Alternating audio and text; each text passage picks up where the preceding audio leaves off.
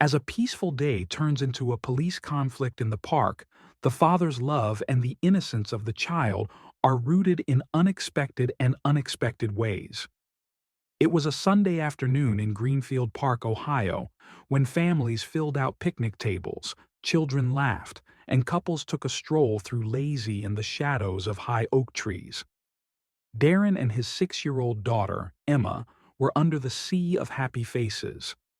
Darren was packed with a simple lunch: peanut butter sandwiches, slices of apple, thermal chest area lemonade. They sat on a faded blue blanket in the grass and laughed when Emma told him about her first-class plan. Darren was always the kind of father who spent time on the little things. With his light laugh and the way he heard, Emma felt the most important person in the world. There was no difference today either. He played around with her small network as she showed him her unstable teeth, and her light blue eyes glowed in excitement. It wasn't that far. Darren noticed briefly, but barely noticed it. People were often staring at them. He was used to it. Being a black father to a white daughter meant catching curious looks. Sometimes people smiled warmly, but as today, their expressions told a different story. Nevertheless, Darren dropped it. He focused on Emma, who had just discovered the playground. "Can I go?" she asked her feet along the way. "Take on, but I'll stay where I can see you," Darren laughed. When she left, he leaned down to enjoy the moment, not knowing that the woman had chosen 911 on the bench. However, the moment of peace would not last forever, and Darren wanted to be a situation that would change everything. Emma chuckles across the playground as she climbs into the jungle fitness studio and hangs her pink sneakers as she swings from one bar to the next. Darren looked at her carefully, and his gaze was steadily soft. He always kept an eye on her as he knew the world wasn't always friendly to families like her. On the bench, the woman lowered the phone after a calm conversation with the dispatcher. Her lips were pushed by thin lines as she stood up and went to the playground. Her steps were intentionally sitting on her face with the expression that Darren was too aware of. It was one of the allegations that disguised concerns. She stopped near the jungle fitness studio, her voice loud enough to hear the kids chatting.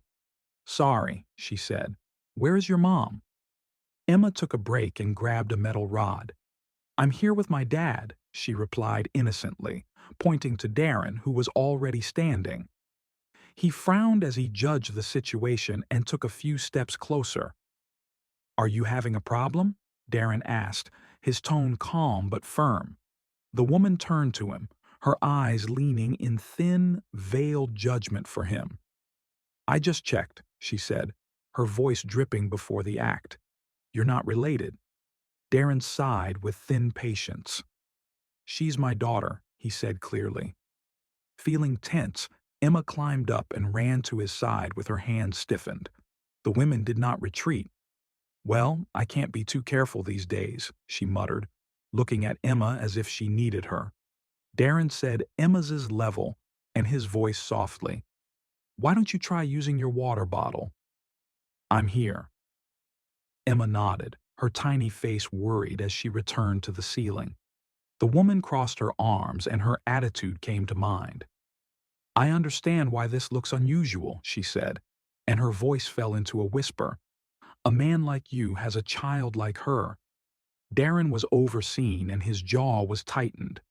"A father should not look unusual when he spends time with his daughter," he replied equally, refusing to shake him up by her words. But before the conversation continued, the sound of the sirens broke in the distance through the normal sounds of the park. Darren's heart sinks. The woman's eyes grew up in the parking lot, and signs of satisfaction flickered across her face. However, Darren knew this was just the beginning, so he had to be calm for Emma's will.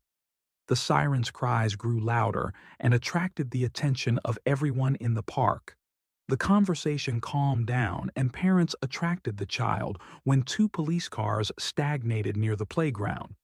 Darren remained calm in her attitude, the floor, But Emma grabbed a bottle of water on the ceiling and trained her wide eyes between her father and flash of light.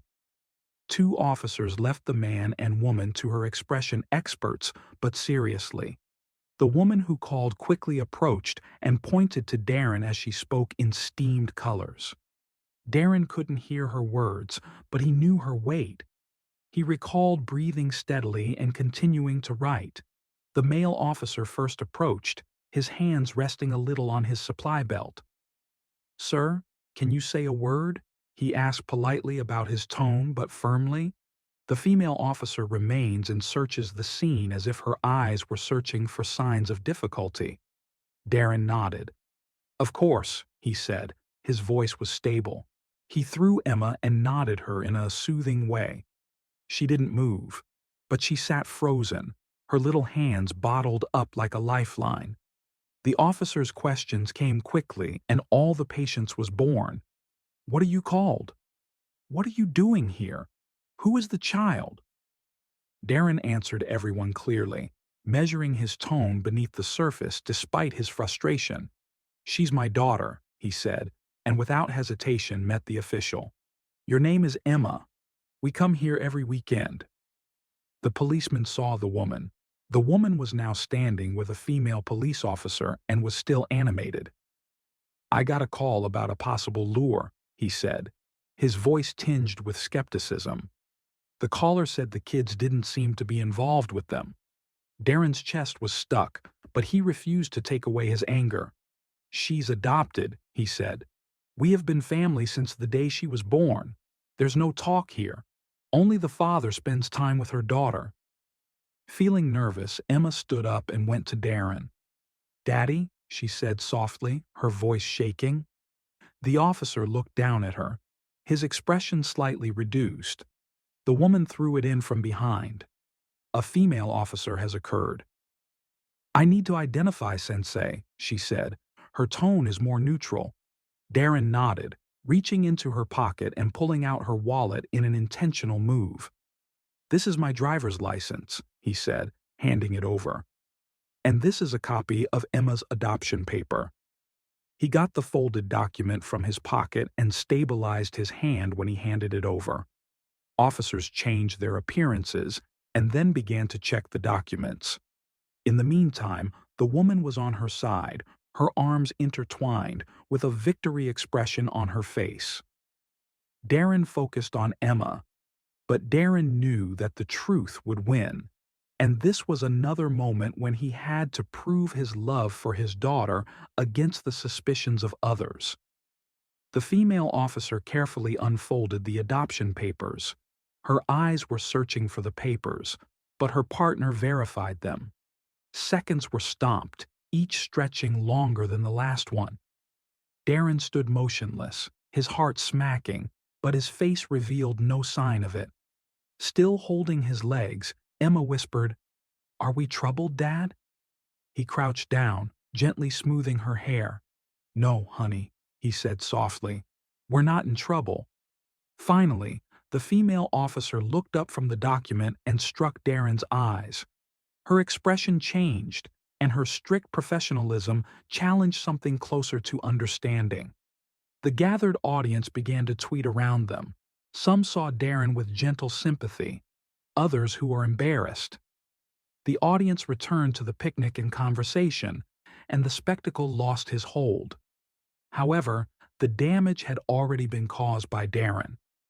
Emma's innocent question, "Is it difficult?" The officers returned to the police cars. The female officer took a break before he went and said, "I hope she and her daughter have a good portion of her day." Darren nodded, appreciating her attempts to smooth out the emotional torture. But even when the officers drove, Darren knew that the most difficult part of the day was not over. I explained to Emma why this happened. When the police car disappeared down the winding roads, Darren realized how the park's atmosphere had changed. The conversation resumed, but there was a significant tension in the air. People avoided eye contact. Their symptoms appeared to be like sunlight filtering through the trees. Darren focused on Emma and kneeled on their level. "Hey kids," he said gently. Are you okay?" Emma's big blue eyes stared at him, full of questions she didn't know how she asked. "Why did this woman believe we were not family?" she whispered, her little hands turning the fabric of her shirt. Darren took a break and carefully chose his words. "Sometimes people don't understand something else," he said. "But what's different doesn't mean something is wrong. We know that we are family. That's important." Emma nodded slowly, her young mind handling the moment as Darren wanted her not to have to do it. A couple sitting on the ceiling nearby noticed. They hesitated, then went. Their young son stayed behind them. "Hey, the man is troublesome. I just wanted to do it. I wanted to say I'm sorry what happened. That was wrong." His wife interfered. "Your daughter is lucky to have her. You did it very well." Darren gave them a small, recognized smile. "Thank you. I hope people will think twice about the next episode before accepting the worst." More passers-by offered a gentle smile and nod of solidarity as they passed the small but convenient Darren and Emma. Although they didn't delete what happened, it reminded Darren that not everyone saw the world through the same narrow lens. When the crowd docked, the woman who called remained on the bench and in her views on her knees. Darren argued the way, opposed it, and opposed it. Her regret was clear, and now all the conversation felt unnecessary. "Daddy," Emma said, pulling her sleeve. "Can I go home now?" "Honey, of course," he replied, collecting hers. When she went to the car, he placed his hand on her shoulder. When they left the park, Darren decided not to use this moment as a source of anger, but to teach that Emma and love and understanding can even overcome the deepest prejudices. The journey home was calm, and Emma stared out the window, losing my thoughts. Darren looked at her through the rearview mirror and wondered how to explain someone very complicated. He decided to keep it. "Emma," he began to silence and broke. "Do you remember how we talked about good? Zrina? How important it is to treat people with love, even if you don't always do the same thing?" She nodded and looked at the trees still passing by. "When you say it's better to make the world look great?" "Yes," Darren said. "Today, this woman doesn't understand us and she made a mistake. But we don't need to let you define how you feel about our family." Emma turns to him. Her little voice is stable. "I love our family. You are my father, and no one can change that." Darren smiled, his chest glowing proudly. "And I love you more than anything else." Late in the evening, when Darren and Emma got into bed, she hugged him. "I think women also have to learn something about familiarity," she said quietly. "Maybe she'll do that," Darren replied. "But most importantly, they always remember who they are and how much they love." When he left her room, Darren couldn't help but think about the day. Yes, it was painful, but it was also an opportunity to teach Emma about the strength of her bond and the importance of compassion, even in the face of ignorance. The next weekend, Darren and Emma returned to the park with their favorite blue ceilings being towed. This time, they were hit from the previous week with a familiar face and smiles. The world hadn't changed overnight, but the small gestures reminded Darren that it was still possible, as if progress was slow. Because every moment of understanding, every act of good, a seed that can grow into something slightly larger. And when Darren and Emma laughed at the swing, he knew these species started out with families like them. If you have driven this story, share it with people you need to listen to. We demand assumptions, spread familiarity, and create a world where all families are celebrated. Don't forget to like, comment, and subscribe to other stories.